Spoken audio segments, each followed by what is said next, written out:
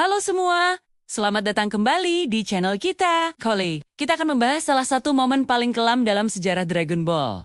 Sebuah momen di mana pahlawan kita yang selalu ceria, Son Goku, kehilangan senyumnya. Siapakah musuh yang mampu melakukan hal itu? Mari kita selami lebih dalam salah satu arc paling emosional dan brutal, arc King Piccolo. Kita semua tahu Goku kan? Sosok Saiyan yang dibesarkan di bumi, selalu optimis, polos, dan suka sekali bertarung. Senyum lebar hampir selalu menghiasi wajahnya.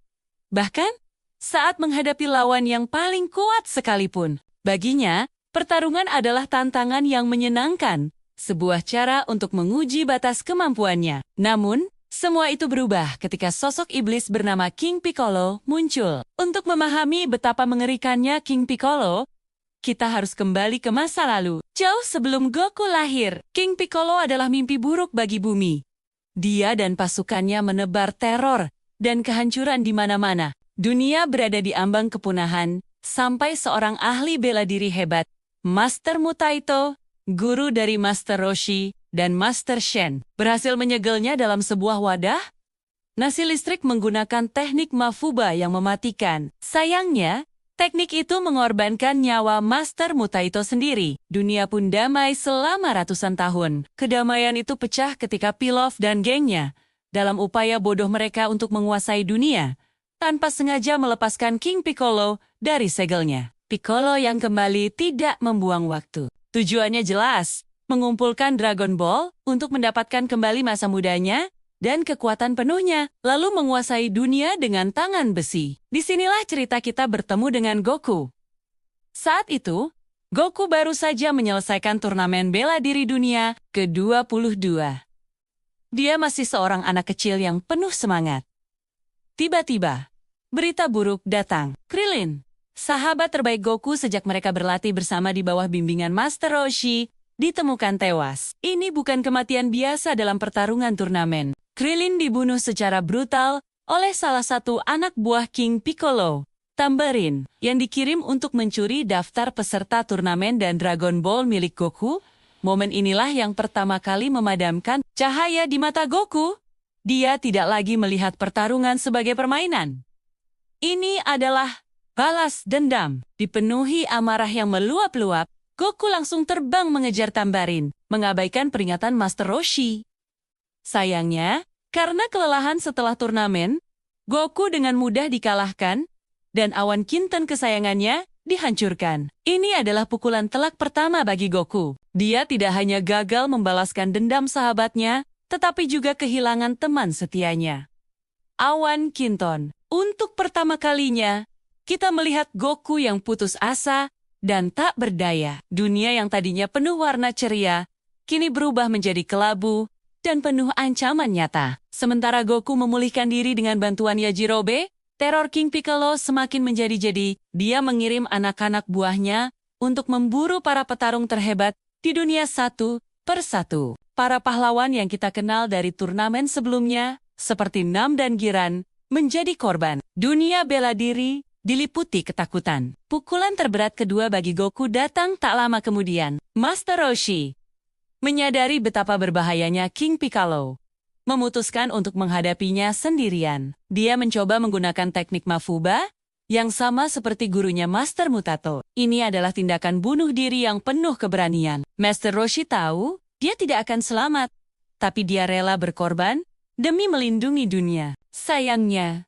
usahanya gagal. Wadah nasi listriknya meleset, dan Master Roshi tewas karena kehabisan energi, tepat di depan mata King Piccolo yang tertawa mengejek. Tidak hanya itu, King Piccolo kemudian berhasil mengumpulkan ke-7 Dragon Ball dan memanggil Shenron.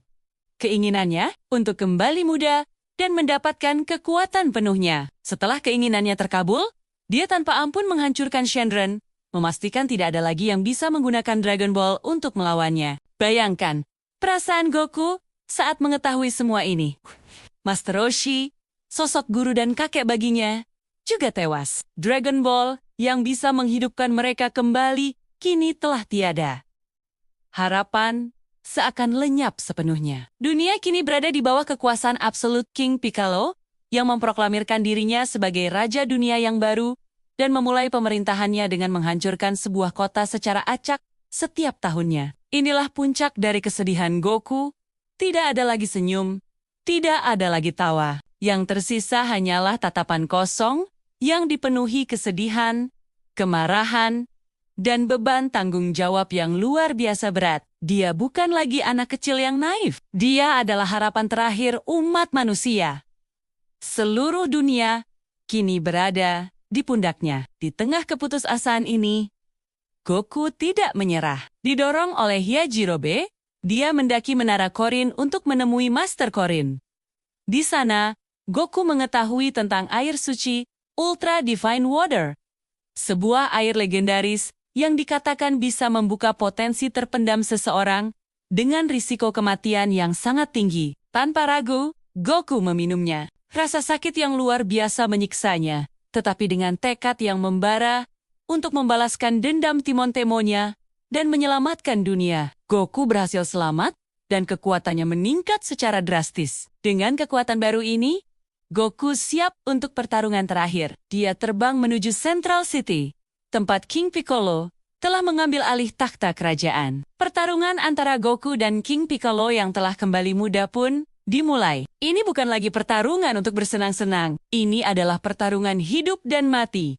Pertarungan antara harapan dan keputusasaan. Pertarungannya sendiri adalah salah satu yang paling brutal dalam sejarah Dragon Ball awal. Goku bertarung dengan segenap kemarahan dan kesedihannya. Setiap pukulan adalah untuk Krillin. Setiap tendangan adalah untuk Master Roshi.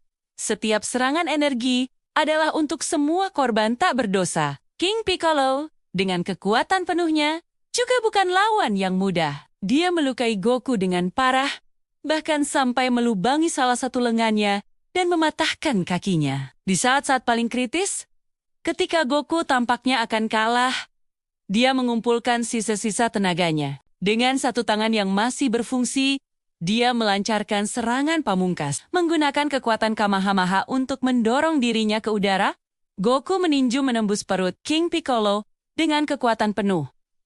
Sebuah serangan yang dikenal sebagai Penetrate atau Ozaru Fist. King Piccolo akhirnya kalah. Namun, bahkan dalam napas terakhirnya, dia berhasil melahirkan telur terakhirnya, reinkarnasinya yang akan kita kenal sebagai Piccolo Junior, untuk melanjutkan warisan kebenciannya. Kemenangan itu terasa pahit. Goku berhasil menyelamatkan dunia, tetapi dia terluka parah dan hampir mati. Teman-temannya masih tiada.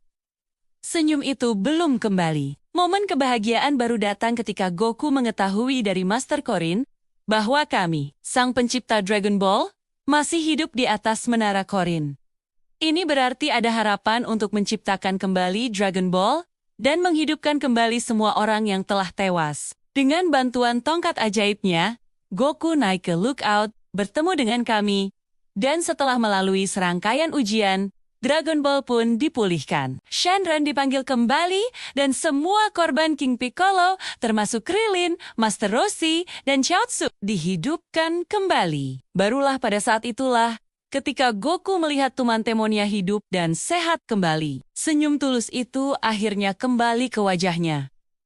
Beban berat yang selama ini dipikulnya terangkat, dunia kembali cerah. Jadi, mengapa RRC King Piccolo begitu penting? Karena inilah arc yang mengubah Goku selamanya. Dia belajar tentang kehilangan yang sebenarnya, tentang tanggung jawab, dan tentang arti menjadi seorang pahlawan. King Piccolo bukan hanya musuh fisik, tapi juga musuh emosional yang menyerang inti dari kepribadian Goku. Dia berhasil merenggut kepolosan dan keceriaan Goku, mengubahnya dari seorang anak petualang menjadi pelindung bumi yang sejati. Momen-momen tanpa senyum itu menunjukkan kepada kita betapa dalamnya hati Goku di balik semangat bertarungnya. Ada cinta yang besar untuk Toulon Man dan dunianya. Dan justru karena dia pernah merasakan kegelapan yang begitu pekat, cahayanya kini bersinar lebih terang dari sebelumnya. Bagaimana menurut kalian? Apakah arc King Piccolo juga merupakan salah satu arc favorit kalian? Momen mana yang paling membekas di hati kalian? Tulis pendapat kalian di kolom komentar di bawah ya. Jangan lupa untuk like, share, dan subscribe agar tidak ketinggalan konten-konten Dragon Ball menarik lainnya dari kami. Terima kasih sudah menonton, sampai jumpa di video berikutnya.